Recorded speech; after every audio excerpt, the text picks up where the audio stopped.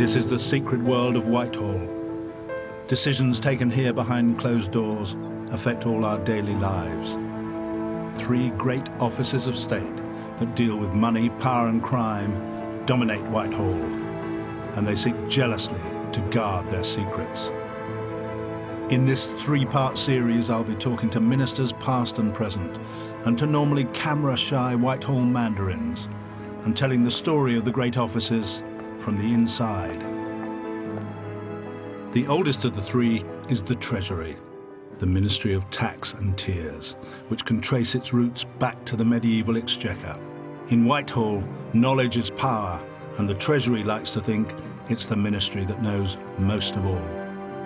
Treasury was a brilliant department. It was the best department I ever served in. It's like an Oxbridge College, you know, sort of brilliant minds engaged in open debate and completely detached from the real world. The Foreign Office is the grandest of the 3 great offices of state. It's accused by its critics of being the Ministry for Foreigners, run by toffs. We had an awful lot of sporting metaphors when I joined the Foreign Office. We kept straight bats on sticky wickets against pretty fast bowling, and we went home at close of play. And in tonight's first part, the Home Office, the Ministry of Law and Order, that's long been known as a political graveyard. Departments can lose their reputation in a moment, and on that day, our reputation was in shreds.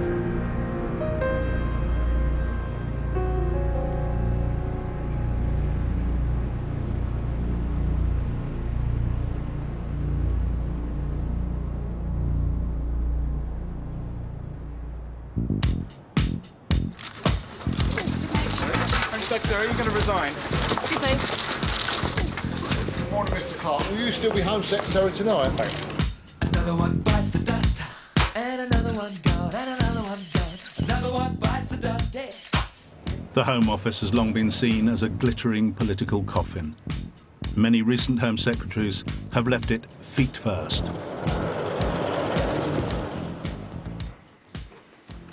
It's summer 2009, and the Sir Humphrey of the Home Office, its chief civil servant Sir David Normington, is going down to its basement car park to await the arrival of his latest political boss.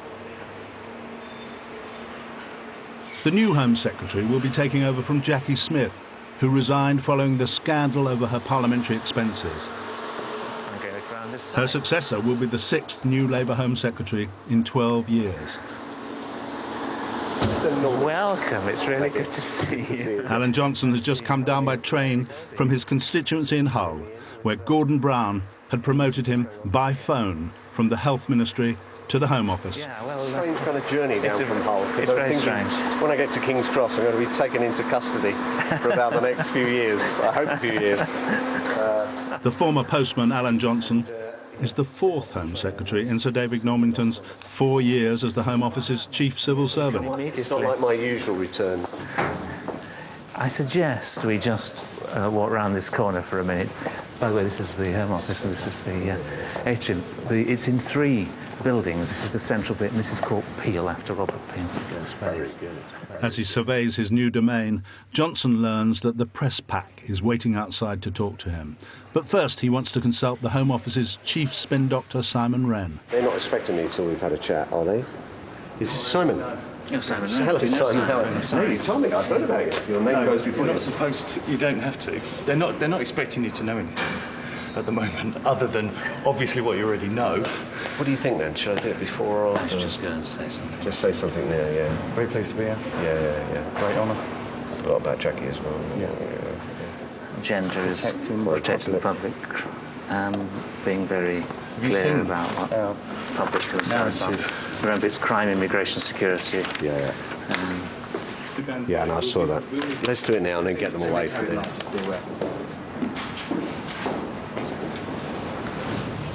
So being Home Secretary is a bit of a poison chalice. You must have really wondered whether you wanted to accept this job. It's not a poison chalice. It's a three-course meal with coffee and dessert. It's great. It's a real honour and a privilege. Some of the greatest politicians of our time, and I'm not including myself in that category, but you know, they've been Home Secretaries, and they've been here because it's it's precisely because there are challenges here. You know, out of a clear blue sky can come all kinds of things. You never know what's going to happen from day to day. I actually find that a challenge, and it's our job to deal with crime and disorder, and I'll be working very hard to ensure that we can really go into the next election, whenever that is, and give the British public a reason to vote Labour. Okay, we can just get him out again. Thank you very much. Alan Johnson is now on the front line in what's traditionally been seen as the most politically hazardous job in government. And he's treading in the footsteps of illustrious predecessors. A century ago, at the famous siege of Sydney Street, London police confronted armed criminals from Eastern Europe.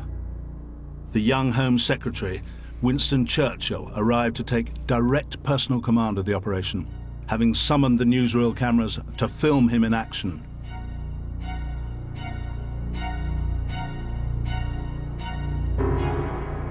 The police force had been created in the previous century by one of Churchill's great predecessors as Home Secretary, Sir Robert Peel. Peel's clock still sits behind the desk of the Home Office's top civil servant today. There is a sense of history in the Home Office, even now, even though we're in a very new and modern building, and because you can trace our core responsibilities for law and order, for keeping the Queen's, or before that the King's peace, right back through 200 more years to the 1780s. The Home Office was born out of the barrel of a gun. It was created after troops shot dead nearly 300 people in 1780 in the Gordon riots in London.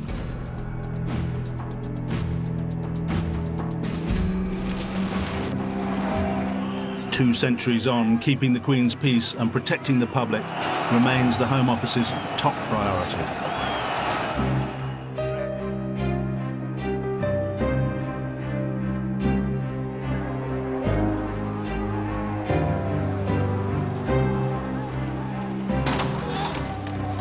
"25 years ago, riots had broken out in Birmingham on the day Douglas Hurd became Conservative Home Secretary.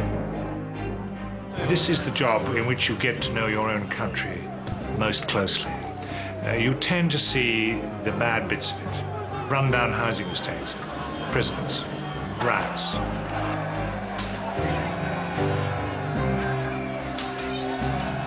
Horrors of all kinds.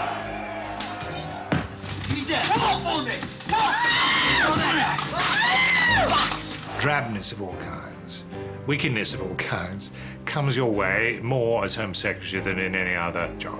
In the Home Office, unlike any other department, you are dealing with the most intractable problems. I mean, dealing with prisons and probation, drugs, immigration, organised crime, antisocial behaviour, you're dealing with terrorism. I mean, it's not a bundle of fun. Someone has escaped from prison, there's some great police scandal, someone's broken into Buckingham Palace, somebody's been deported and has been instantly shot upon arrival at his home country. All these things, some of them serious, quite tragic cases, suddenly explode in the Home Secretary's area. There grew up a view that the Home Office was a graveyard for politicians. It was a place you walked through at your peril, being almost certain to lose any reputation that you had. Okay. Do the honours. It's Natasha, who does security. How are you? Charlotte. Hello. Alan Johnson, the latest candidate for the graveyard, meets his private office staff. They're high-flying young civil servants who will brief him about the hazards of the Home Office. How are you? Good to see you. I'll be reading a lot of your briefing, and you'll be giving a little knowledge where currently there is none whatsoever. There will be Despite what I said to Sky. Yeah, I know, there will be. Cheers. See you later. And here's the office. And actually, well, I came here. You did, and I think that they have got your stuff here. They've got some of the things on your desk. For God's sake, look at that. So I was appointed on the Friday. Oh, they're wonderful.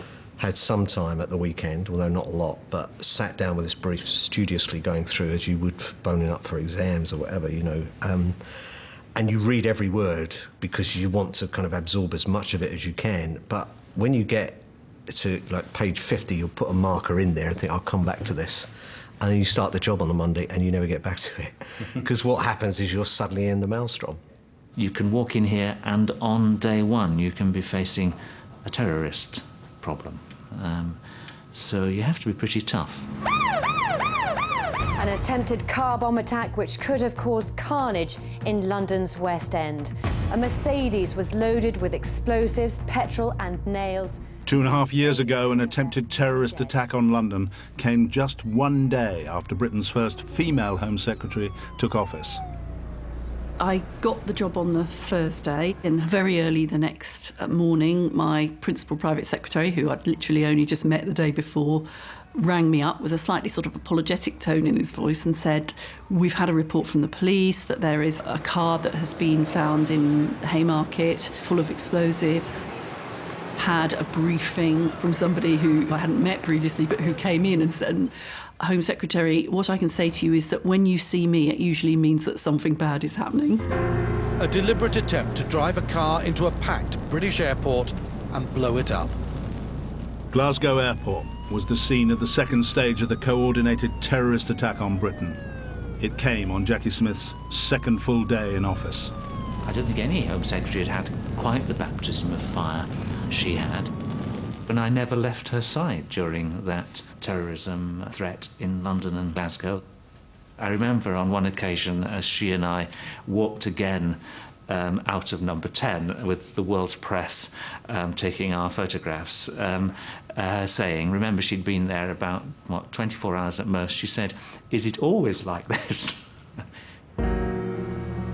It often is.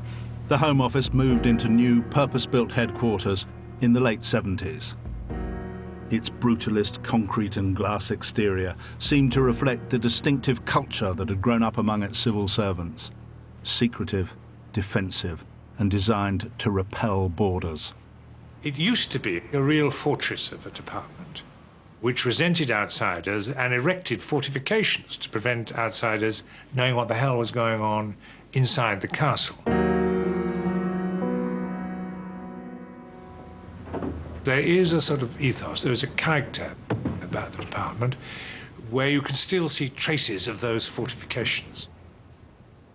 It was a very high-powered department. I liked the Home Office, but it was also very traditional. Very slow to move, didn't like having its policies changed by its ministers without a great deal of careful consideration and constraint. It was very hierarchical. There's always been a hierarchical system in the Home Office, and always will be, I suspect. Even when ministers had meetings with officials, there was always a sort of practice that officials walked into the minister's room in order of seniority. When I was Permanent Secretary, was able to push people in ahead of me. Sir Brian Cubbon was the Home Office's top Mandarin for nearly 10 years, in which time he served 4 different Home Secretaries.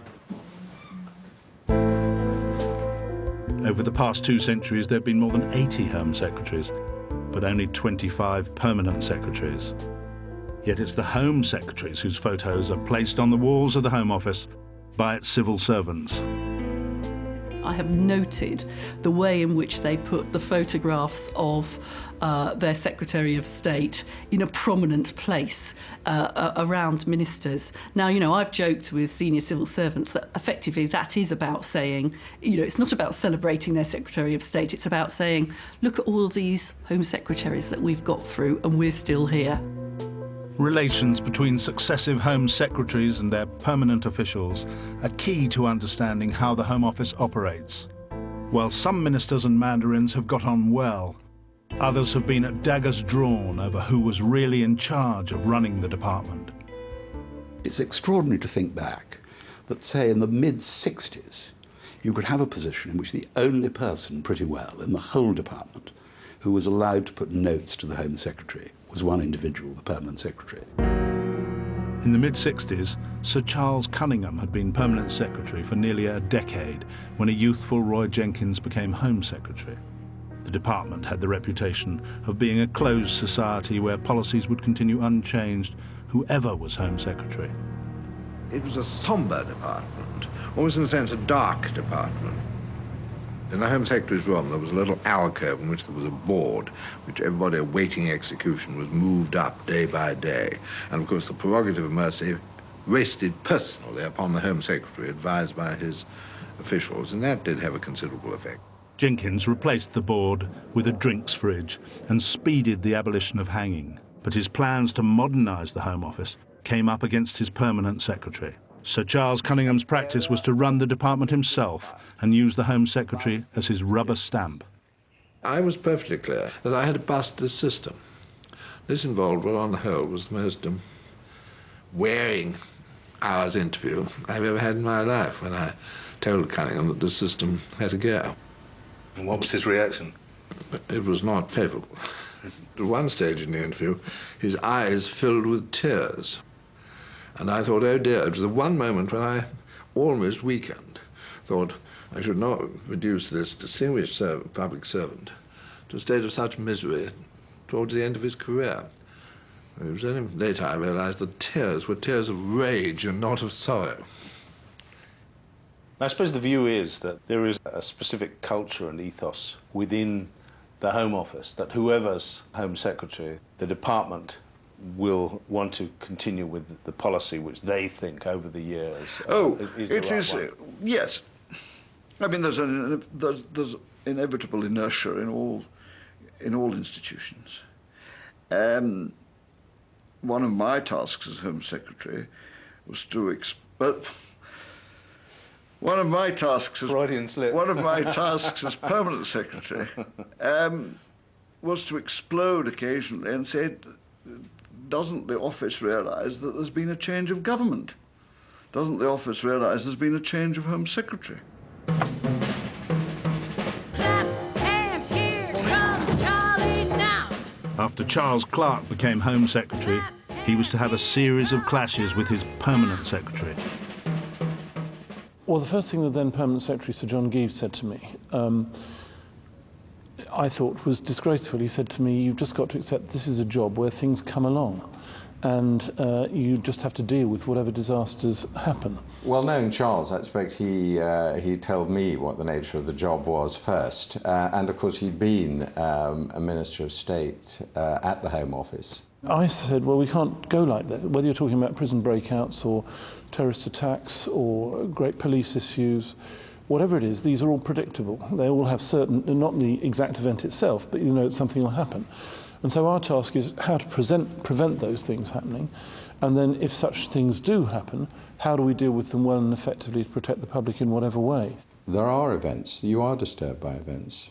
It's not a department you can hope to set out a plan on January the 1st about how you're going to spend your time and then stick to it.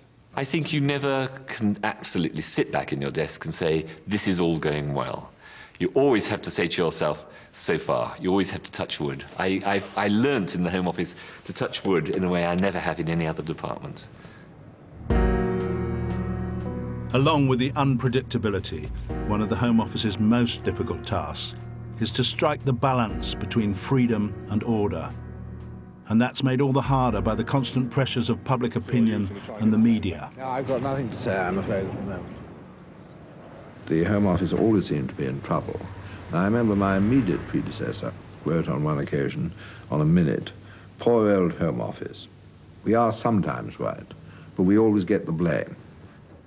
There was, when I joined, a degree of defensiveness, a sense of being got at, possibly not being understood, that persisted in a number of parts of the office. And when things were going badly, you could see that defensiveness, that sense of being bunkered, of always being attacked, of people not appreciating you were trying to do a good and honest job. You know, on the one hand, immigration control was too feeble. On the other hand, the other side said immigration control was oppressive. It's a well-known feeling in the Home Office that every man is his own Home Secretary. You mean every member of the public is his own Home Secretary? Every member of the public thinks that he knows the right way of dealing with a particular situation of this kind as the man whose responsibility it is to deal with it. There are those, the hangers and floggers, who think the Home Office is too wet. The readers of The Guardian and New Society who think we're much too strict. And I wouldn't advise a politician who was looking for instant and universal popularity to choose the Home Secretary. Each of the Home Office's key responsibilities, crime, prisons, terrorism and immigration, have over the years led to bitter behind-the-scenes battles between the permanent officials and their temporary political masters.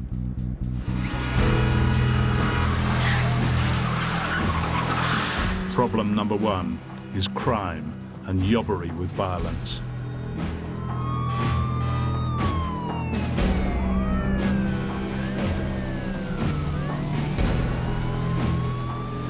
This particular estate has got problems in relation to youth antisocial behaviour, drug dealing by some of those youths.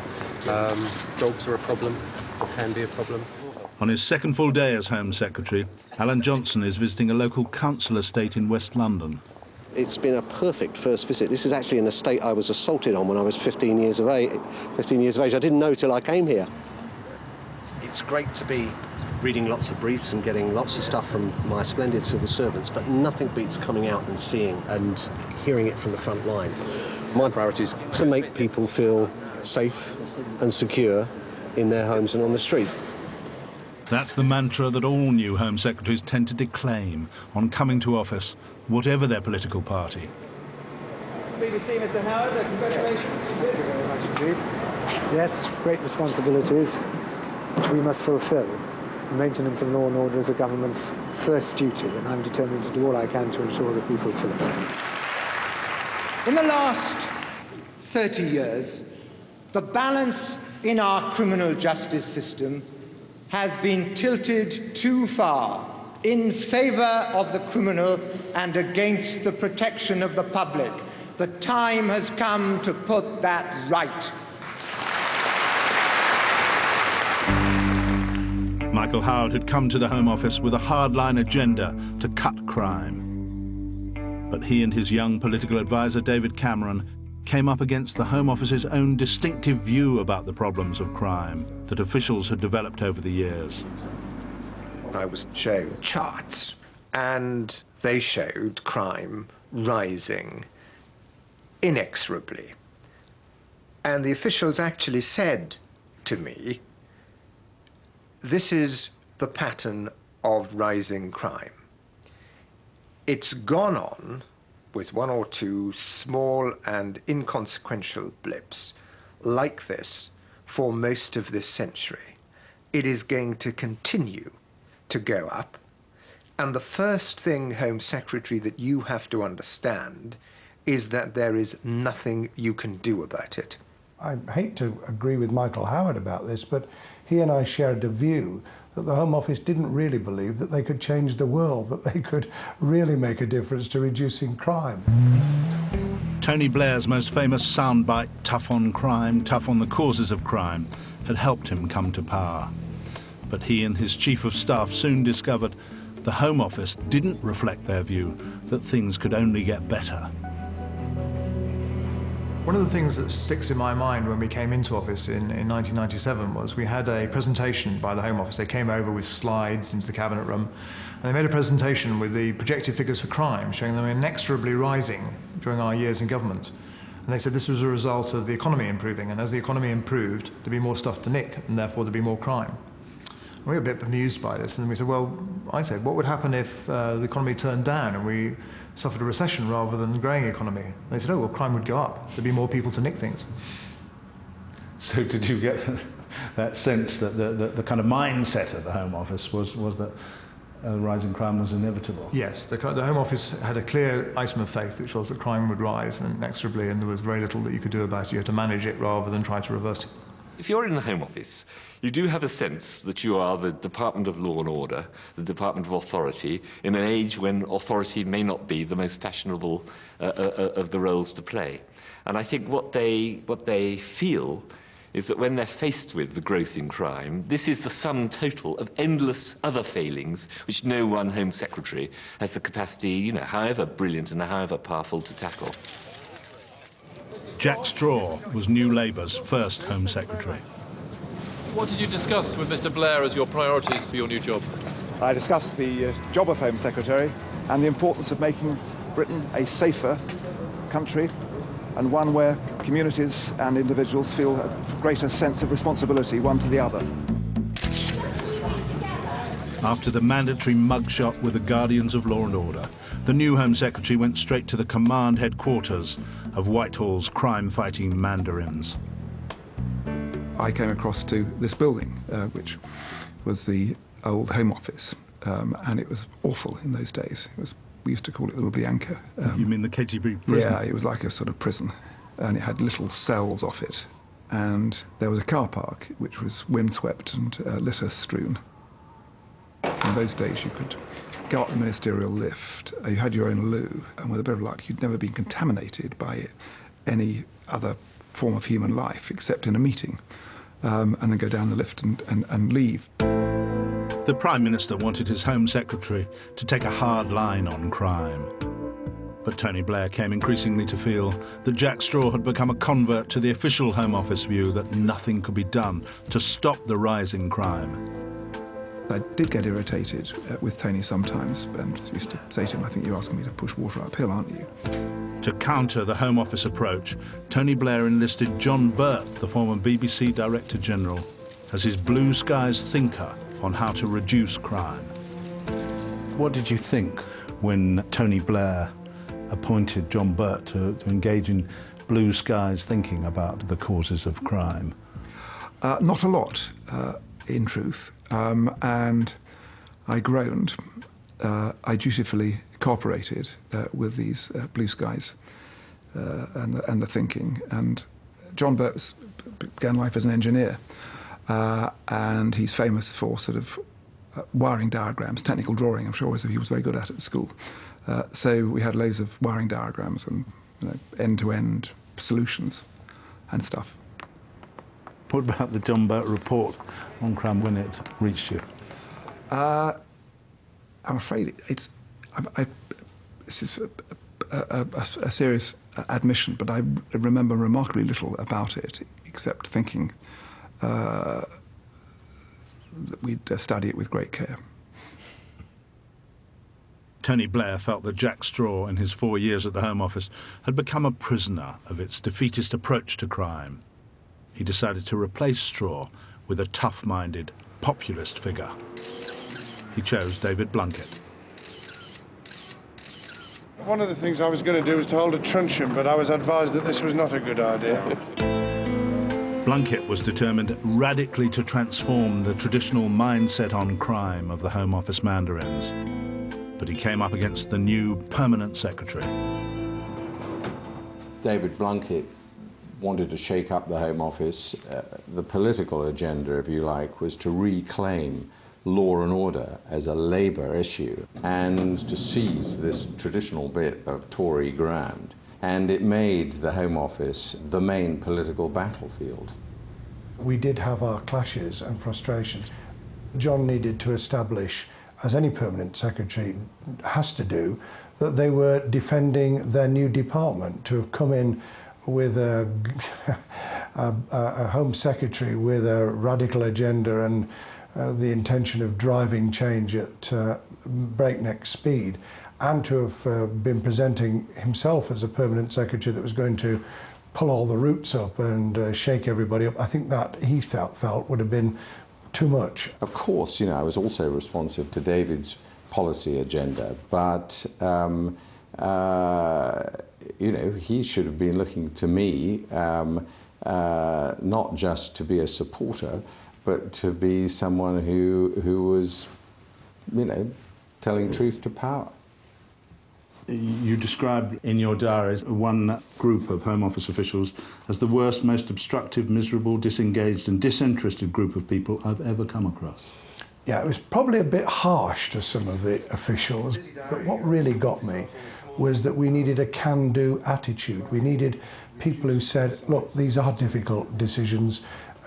You'll not always get it right, Home Secretary. We don't even agree with you. Let's have a good discussion. But just to sit there sullenly around the table thinking, pray God, somebody remove this pestilent beast from our presence, was the sort of feeling that I sometimes had.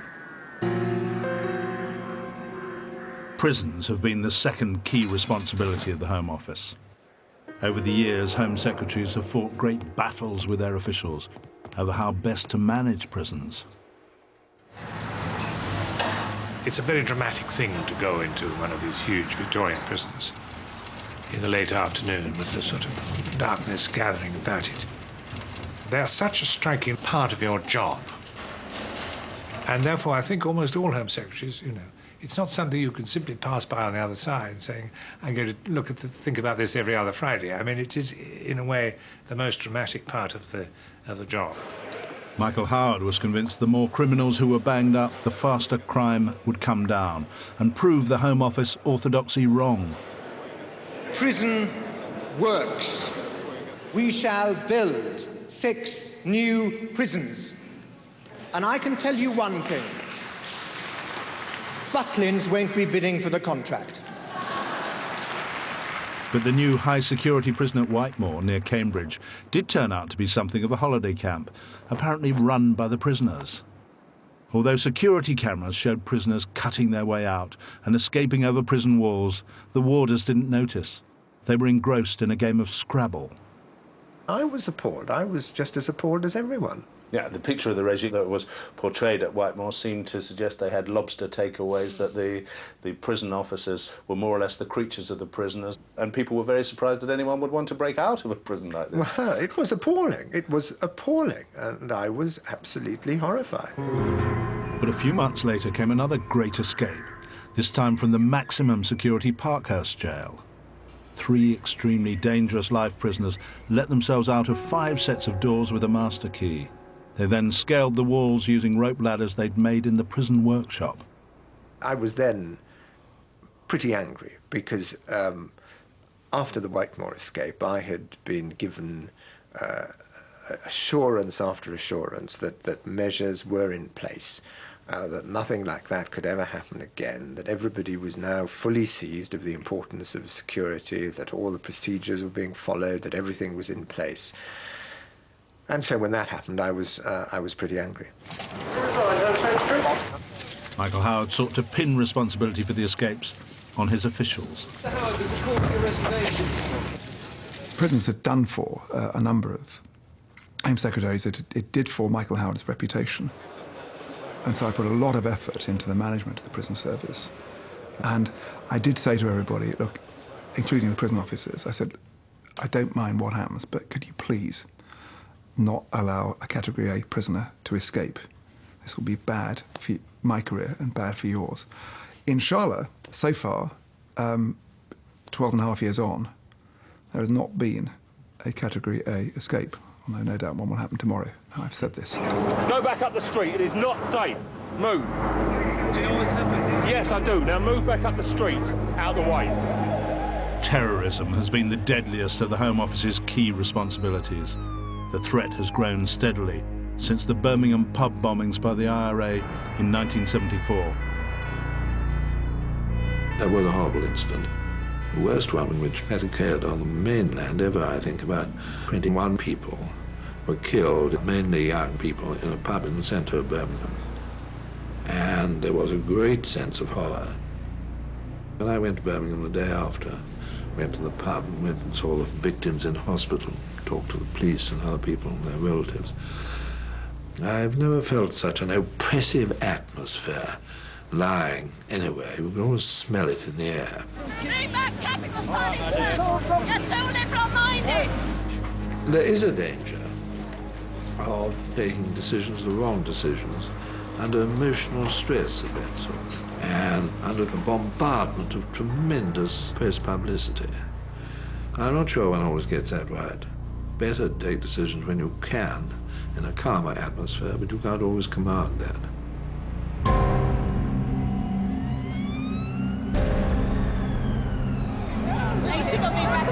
I'm sorry, we've got a major incident here. Sorry, can we move off? 7/7 was the work of homegrown suicide bombers. The perpetrators had evaded the Home Office's counter-terrorism network. A few minutes ago, I spoke to the Home Secretary, Charles Clarke. I asked him if he'd had any warning of today's attacks. No, it was completely unanticipated in any form whatsoever. Does it indicate a failure of intelligence, do you think? Intelligence is always a matter of trying to establish what we know with limited resources. That is the challenge we face the whole time. The Home Office's key resource in countering terrorism has its headquarters upriver from Westminster at Thames House. MI5, the security service, answers directly to the Home Secretary. But its critics claim MI5 has over the years acted as a secret state within a state. I did not, I'm afraid, form a very high regard for how they discharge their duties. Why did you not have a high regard for how MI5 discharged its duties? Well, I suppose there was slightly naturally a secretive atmosphere, but this meant that they were secretive vis-à-vis the government as well as vis-à-vis what people who might be the enemies of the state, as it were. You mean you, as Home Secretary, didn't necessarily know what MI5 was doing? No, one always had a feeling of a certain lack of frankness. I also think that living one's life in this sort of spy-bound world gives people a slightly distorted view of things. If you're not careful, you'll get into a sort of Alice in Wonderland world in which truth is falsehood and falsehood is truth, and nothing is in real contact with reality. Hi, Sue. The man who headed MI5 during Jack Straw's whole time as Home Secretary was Stephen Lander. Do you want to sit there? Lander also served under David Blunkett. Well, Stephen is what's known as a spook. Spooks are spooks. They're in a world which is very different. The security services do a phenomenal job, much better than I'd ever envisaged when I came into office. But it is a world apart by its very nature. Because you said at one stage that Stephen Lander spoke in riddles. He put things in the kind of terms that you get in John le Carré novels, really. And I was reading one or two of them at the time, so I did notice the particular nuances. You always, as with all these spooks, have to know how to read the print that's disappeared between the lines. The most secret documents in the Home Secretary's office are the requests from MI5 for authorization to bug and spy on suspects. But how much do Home Secretaries really know about what MI5 is up to in their name? Merlin Rees was Labour Home Secretary in the late 70s, and I talked to him shortly before he died 4 years ago. I just wonder whether you feel that you knew what MI5 was up to. No. You didn't? No, and neither does any Home Secretary. Well, by definition, you don't know what everyone is doing every minute of the day. So you need to know what you need to know.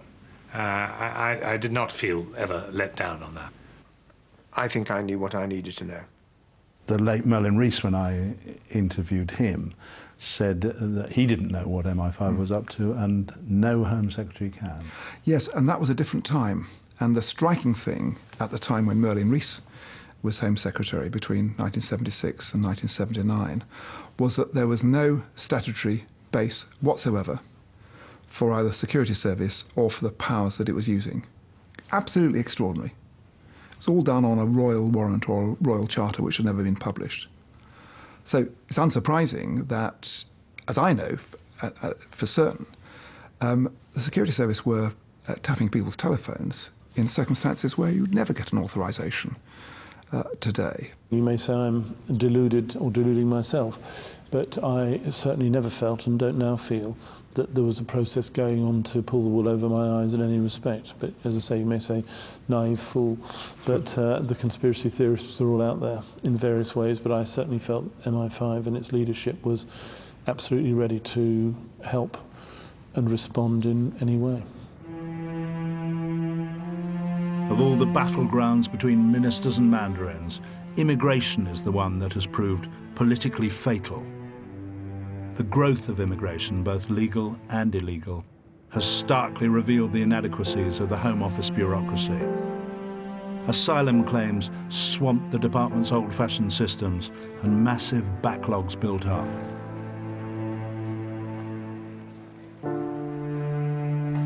When Jack Straw came to office, his officials assured him that the system was being radically modernised. The Home Office said we've established this new all-singing, all-dancing IT system for processing asylum claims. and it would be fully working by November 1998. Anyway, come November 1998, far from being fully working, this system had completely collapsed, and with it the whole of the asylum system. And we had 100,000 cases piled up in manual files that were supposed to have been disposed of, and everything was supposed to have been scanned in, and it was one of the many things that happened to me as Home Secretary. It nearly wrecked my career. But I kept saying to them, this was your idea. Good evening. More illegal immigrants are tonight attempting to enter the Channel Tunnel in Calais and make their way to Britain. The spiralling growth of illegal immigration became a major political problem for the Home Office and for Number 10. Tony Blair and David Blunkett championed high-tech measures to identify bogus asylum seekers. And Blair himself stepped up the pressure on the Home Office by pledging to slash the annual number of asylum claimants coming to Britain. 92,000 roughly the last year for which published figures are available. What would you like to see it reduced to? I would like to see us reduce it by 30 or 40% in the next few months, and I think by September of this year we should have it halved. When Blunkett, who hadn't been consulted, heard Blair's pledge to halve the number of asylum claims within months, he was furious. Firstly, I phoned him and he apologised. Secondly, I said, you can make it an aim, but you can't make it an absolute imperative because there are so many other factors. I can't control the judiciary and their decisions, or the way lawyers were playing the system, appeal after appeal. With the problems of illegal immigration taking their toll on Blunkett, his private life now became entangled in official business. And as he went into the rundown Home Office in Queen Anne's Gate, he felt that even the building itself was turning against him. I went in first thing in the morning to the Home Office. The building was creaking, it was beginning to fall apart. A kind of metaphor, really, and I went up to the upstairs toilets and I walked in, and I was very quick on the uptaking, realising there was something amiss here. And I was very glad I did, because I called in one of the private secretaries who declared with an entirely straight face that the sewage system had obviously gone into reverse, and the Whatsit was now in the wash basin and the bath area rather than down the toilet. And I thought, well, that just about sums it all up. Within the past few minutes, the Home Secretary, David Blunkett, has resigned.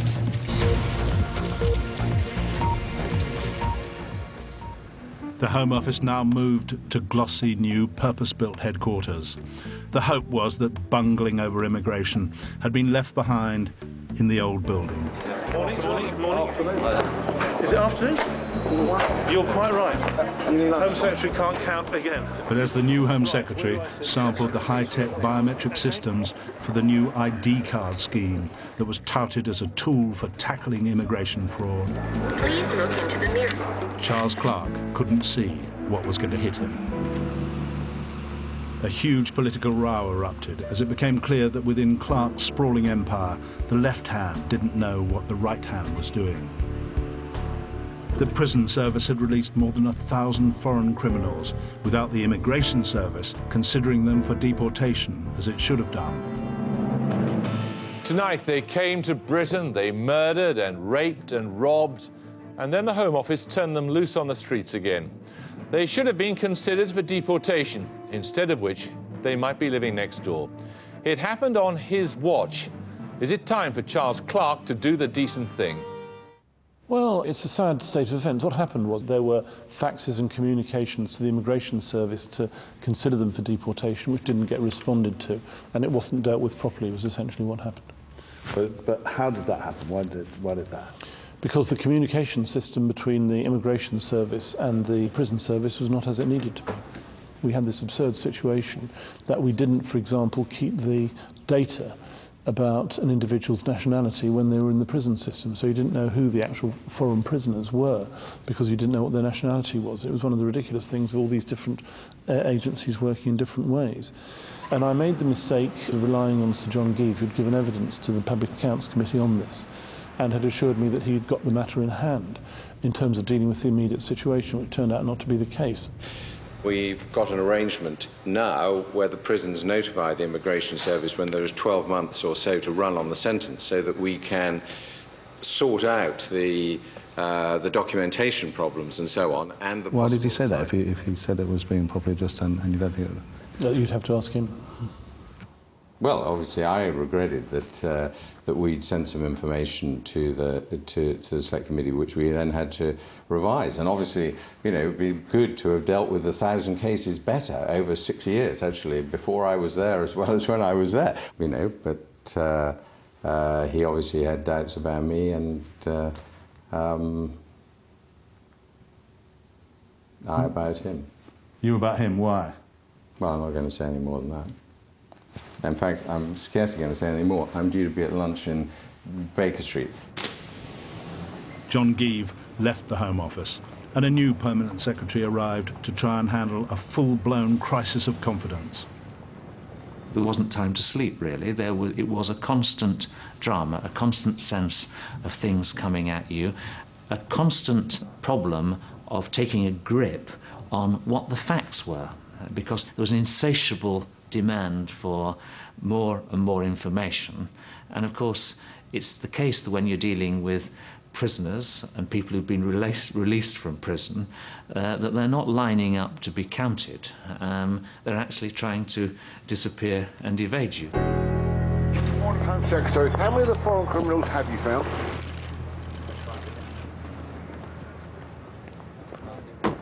This Home Secretary has presided over systemic failure. He's failed to deal with it, and he has misled people about the scale of the problem. Isn't it clear that he cannot give the Home Office the leadership it so badly needs? It won't surprise me to know I don't agree with that. What really upset me about that was that administrative problems in the Home Office were impacting directly on the Home Secretary.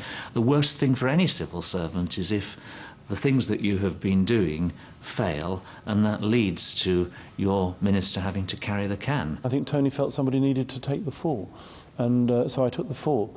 I regretted it. I didn't, in fact, resign. I think I'm one of the very few people to have left government without writing a letter of resignation. I was dismissed from the post, and I regret it. I think it was a wrong decision.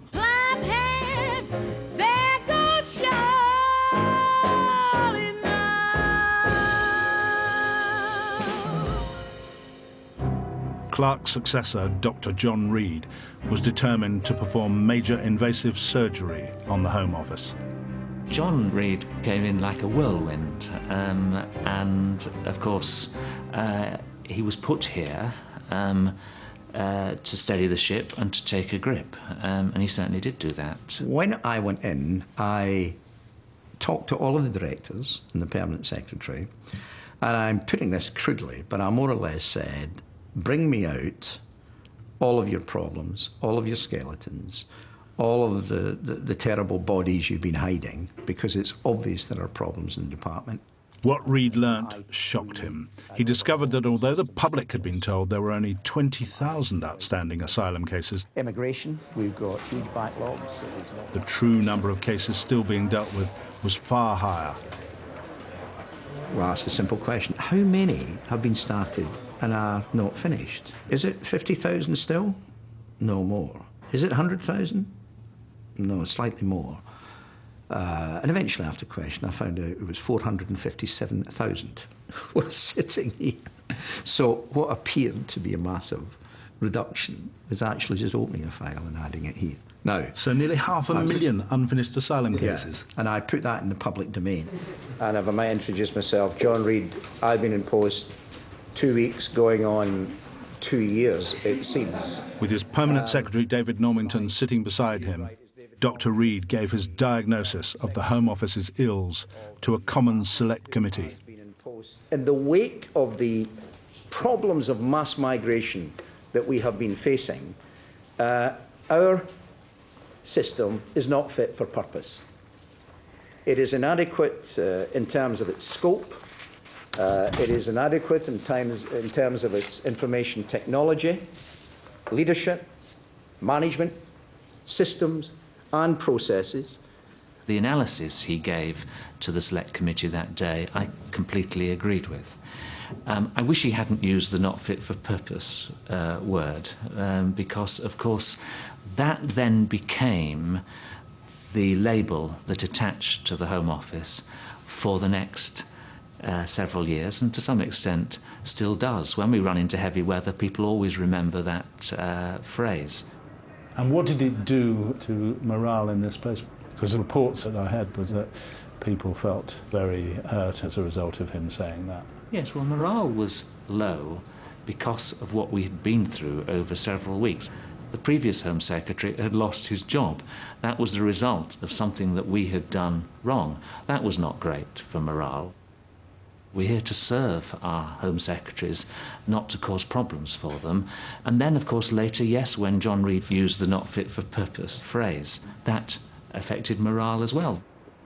Departments can lose their reputation in a moment, and on that day, our reputation was absolutely in shreds.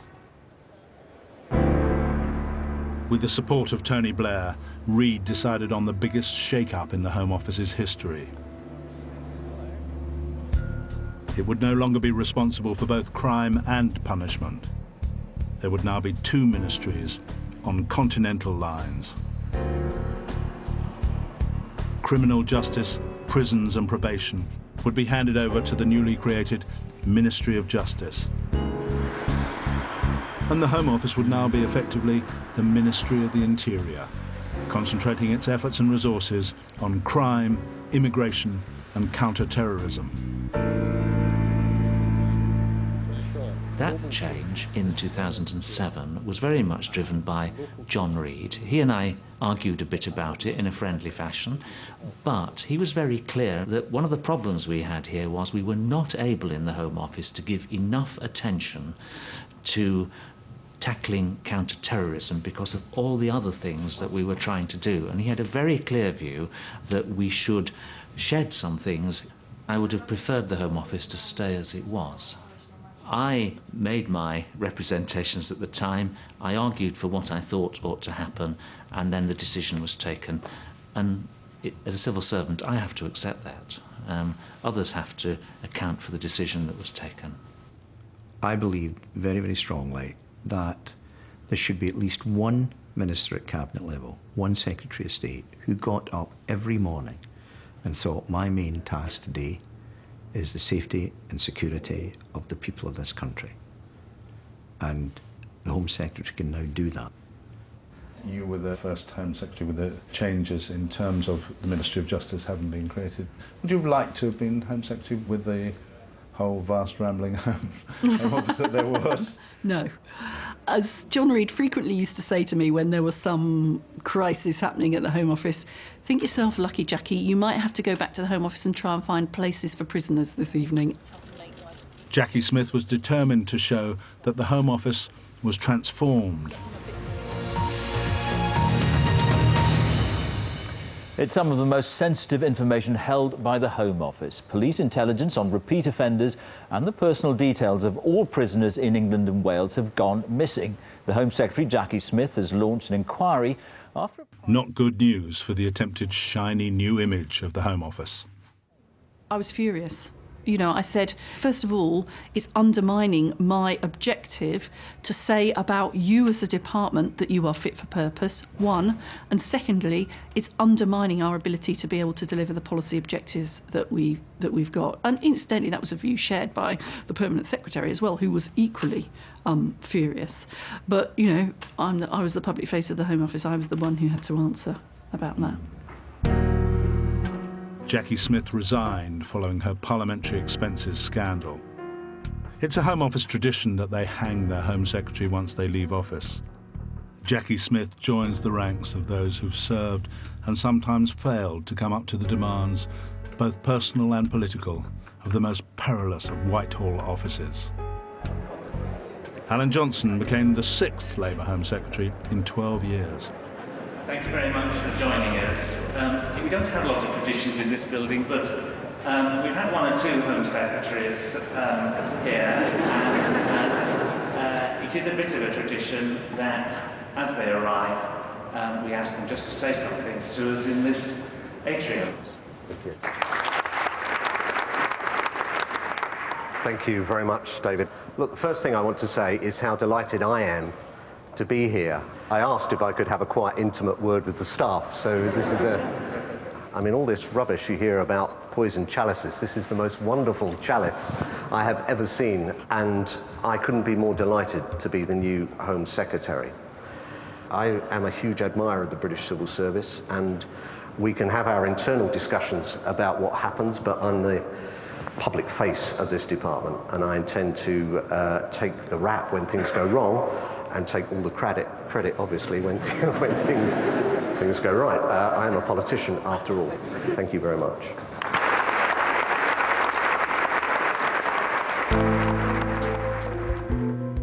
The Home Office has had 3 different locations in the past half-century, and along the way, it has shed many of its traditional functions. Few of its staff were sad to say goodbye to the brutalist building in Queen Anne's Gate and move to shiny new headquarters. But the splitting of the Home Office and its transformation into a Ministry of Internal Security has led many to wonder whether it can still properly be called a great office of state. The great thing about the Home Office was it was this enormous collection of very disparate, often, functions, together with a whole series of core criminal justice things. That's not the nature of the Home Office now. It is a less wide-ranging, more narrowly focused place. And therefore, I think, to people of my generation, put it quite simply, it is not the Home Office. There can still be these incidents that can occur from day to day. You know, there's still a whole series of events that will affect us from day to day. I'm pleased that you're not one department trying to straddle too many areas. But I think actually the nature of this job, the kind of edginess of the Home Office, is what makes it a really satisfying political challenge. Well, I think it's leaner and it's more manageable, but I don't think it necessarily has the same clout that it had. One of the tasks of the Home Secretary, certainly when I was there, was to ensure that number 10 or number 11 Downing Street, Prime Minister or Treasury, didn't simply push you about, because it's very important in terms of the balance of power in government that the Home Secretary and Foreign Secretary are able to counterbalance the power of the Prime Minister and the Chancellor. I think the Home Office, because of its traditions, its history, the fact that it is responsible for the basics of the state, law and order, the border, countering terrorism, protecting the public, will always be a very important department. Whether it's a great department of state, I'll leave others to judge. I mean, do you think it is still one of the great departments of state? Yeah, well, I would say that now I'm in it, yeah. Well, it better stay one of the great departments of state, because I've just reached it. In the second part of this series, the Foreign Office, I'll be telling the inside story of its battles with number 10 and between Foreign Office mandarins and ministers. The Foreign Office regards the arrival of each new minister like an oyster regards the arrival of a grain of sand, the intrusion of an irritant with a very low statistical probability of ever producing a pearl. Mrs. Thatcher, she didn't like the Foreign Office at all. Famously, she said, we have a Department of Agriculture to look after farmers, we have a Department of Defence to look after the soldiers, and we've got the Foreign Office to look after the foreigners. That's Palace of Dreams, Part 2 of The Great Officers of State, next time.